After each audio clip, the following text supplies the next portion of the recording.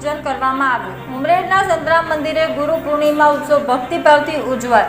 સવારથી ભક્તોને ઉમટતો પ્રવાહ જોવા મળ્યો। શ્રી સંતરામ મહારાજની પાવન પાદુકાનું પૂજન કરી ભક્તોએ ધન્યતા અનુભવી। શ્રી ગણેશદાસજી મહારાજે ગુરુ પૂર્ણિમાનું મહત્વ સમજાવતા જણાવ્યું કે ગુરુ શિષ્યના પવિત્ર સંબંધમાં શ્રદ્ધા મહત્વપૂર્ણ છે। વ્યક્તિ પૂજનની પરંપરા ન હોવાથી પાદુકા પૂજન કરવામાં આવે છે। આ દિવસે મંદિરમાંથી પાવન પાદુકા બહાર પધારવામાં આવી, જેની ભક્તોએ શ્રદ્ધાભાવથી પૂજા કરી। અંતે ભંડારાનું આયોજન તથા ગૌરી વ્રતની બહેનો માટે ફરાળ પ્રસાદ વિતરણ પણ કરવામાં આવ્યું। પણ તો ધક્કામાં આવો છો શું કરવા? શાંતિથી આવો તો મારા ચાલશે બધાને। એટલે આપણે એ રીતે શાંતિથી દર્શન કરીશું, અને પછી મહાપ્રસાદ ભંડારો જે છે એમાં બધા ભોજન કરીશું।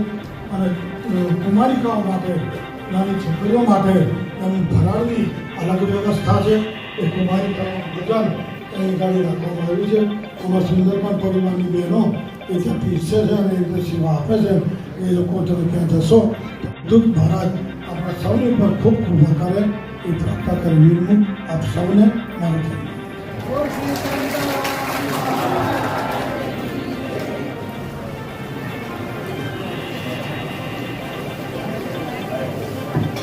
આજે ગુરુ પૂર્ણિમા છે। ભારત દેશનો મહોત્સવ છે અને ઉત્સવ છે।